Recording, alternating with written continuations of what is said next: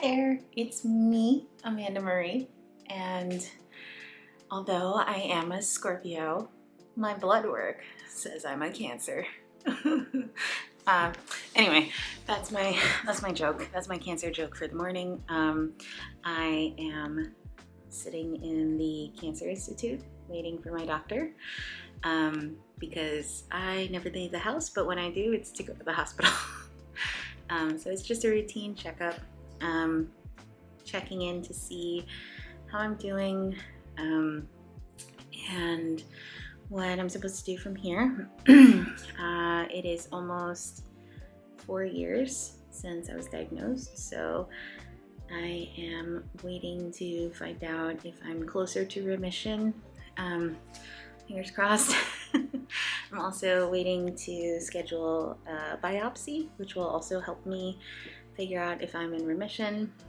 I am kind of just waiting to find out what I'm supposed to be doing next.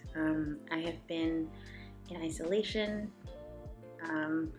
for about a year now.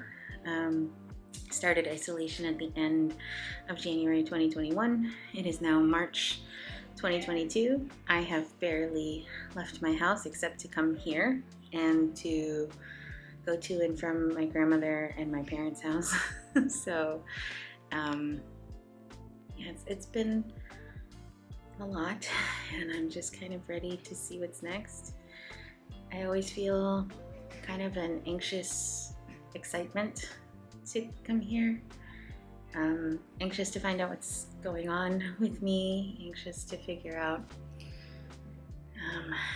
what I'm supposed to be doing, and excited to see my doctor.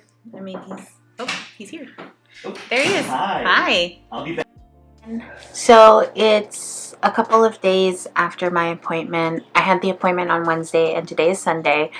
I finally stopped dragging my feet and got around to trying to edit the video together, and I realized that in going over the footage that I took after the appointment, and even some of the footage I took beforehand, I was practically incoherent. I was such a mess. I was so anxious for the appointment and so anxious for any information regarding my progress that I couldn't think clearly. On top of that, I forgot to eat breakfast. Well, I didn't forget to eat breakfast. I forgot to bring the breakfast sandwich that I heated up for myself because I had been trying to film additional footage before I left of like a what's in my bag type thing, and cute B-roll shots of me making coffee and heating up my breakfast, and my camera died throughout all of that anyway, so it didn't really matter because my camera died and I didn't actually get any of that footage, which is funny. So I was running late, I'm running out the door, and I didn't realize until I got to the Cancer Institute that I didn't even bring my sandwich. My mom called and she was like, "Did you mean to leave this here?" I didn't, but usually I would go to the Starbucks that's in the hospital on my way up to the Cancer Institute, but I was already late and there was a long line for Starbucks, and I didn't want to take any more time than I had already taken. At least I had my coffee with me, so I figured, okay, on my way out, I'll either stop by the Starbucks or just eat when I get home. I was so out of it afterwards that I didn't even bother. I ended up just going straight home and kind of sitting in my car for a little bit when I got home to just take a breather, take some space for myself, because I think that there's a huge part of me that completely tries to disassociate when I am going to these appointments. I think a lot of it is just the anxiety of what kind of news am I going to get when I go, and even if I'm feeling okay, Does it mean that I really am okay? Does it mean that I'm not okay? And I'm just really good at phasing myself out of whatever I'm feeling. And I normally feel more organized when I go. I usually keep a list of things that I want to ask my doctor, and I have a whole set of tips and tricks that I do for myself to keep myself focused when I'm there. And for some reason, all of that flew out of my head for this appointment. And I think a lot of that had to do with the uncertainty of what I was walking into. So I was diagnosed 4 years ago, and I'm coming up on the 4-year anniversary in April of when I found out that I had cancer. And this type of year is usually pretty hard for me. It is the anniversary of a lot of things, all of the symptoms and all of the events that were leading up to the diagnosis. And I think because of that, it made walking into this appointment, knowing that I was supposed to have a bone marrow biopsy, but we just didn't have the time to schedule it, that I probably wouldn't be getting an update. So the outcome of the appointment was exactly as I had predicted. Everything looks normal. All of my blood work is finally regulated. It is finally at normal levels. My white blood count, my red blood count, all of that. And as of September of 2021, there was no sign of disease in my peripheral blood. What I'm waiting for now is to do a bone marrow biopsy to see if there is any sign of disease in my bone marrow. And that will determine whether or not I am NED or no evidence of disease, or as most people refer to it as remission. What makes it different is that for my diagnosis, chronic lymphocytic leukemia, small lymphocytic lymphoma, because it is a chronic disease, it doesn't necessarily mean that once it's done, it's done. There's always a high chance that I'm going to get it again.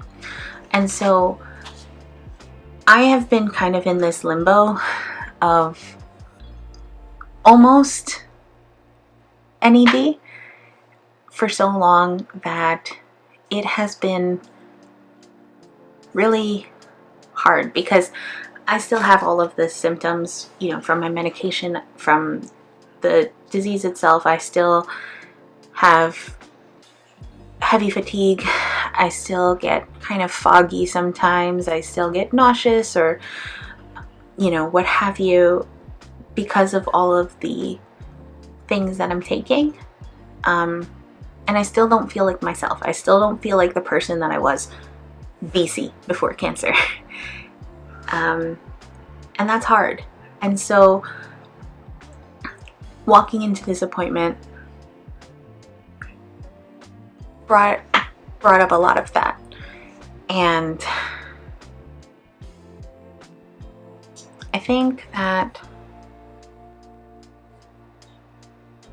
I had been beating myself up a lot over the past week about not editing this sooner, about not reviewing my footage sooner, about not posting sooner. And I think this week really showed me that I need to be kinder to myself, because I'm still processing all of it. I'm still going through it, and I'm still learning. Right? So anyway, the update is that there's really no update. I had a really good conversation with my doctor. I have a really good rapport with him, and so I feel really comfortable talking to him about everything, and we came up with a plan, sort of. I am going to have the bone marrow biopsy tomorrow morning, and hopefully this time I'll be able to be anesthetized for it, because the first time it happened I wasn't, and that was really painful. So yeah, I think that it took me a couple of days to adequately go through all of the emotions I was feeling, all of the thoughts that I was feeling, go through all of the stages of my accepting that there's no update and that there's no news, and get to this point where I feel like I can talk about it. It's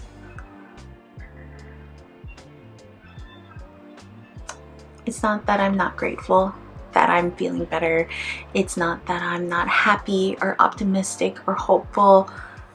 I have faith that everything will be okay in the end. I think it's just the not knowing.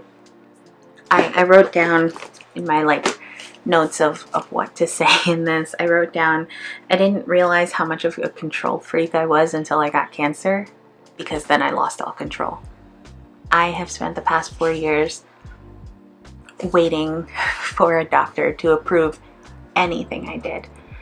And as someone who likes to plan, as someone who likes to, have notebooks and digital planners and all of these different things to account for how I'm going to spend my day, my week, my month, my year, all of that flew out the window the second I was diagnosed, because everything was so uncertain. And I think that that is a huge bit about why I get so anxious for these appointments, because I feel like I've been holding my breath for so long, and I'm just waiting for him to say, okay, it's okay to breathe now. And I'm hoping, I'm truly hoping that tomorrow's bone marrow biopsy will go well, and if it does show that there's no evidence of disease in my bone marrow, it means that I can finish taking this cycle of medications, and hopefully by next year I can leave my house, because I haven't been able to go anywhere since last January 2021. And I get that it's because he wants to keep me safe, and he wants to make sure that since I have no immune system, that I'm able to stay healthy and stay without exposure to any kind of thing that would and could really do some damage. Even getting a cold would be really bad for me right now, because I don't have an immune system. So I get why he puts me in this bubble, as he calls it, but I'm really, really waiting to get out of it. So yeah, that is my honest and kind of convoluted explanation of how my doctor's appointment went. And I guess I'll give you updates and keep you posted as I learn more, and as I get ready to go for my biopsy tomorrow. And we'll see. Hopefully everything goes well. So thanks for being here. I love you. Bye.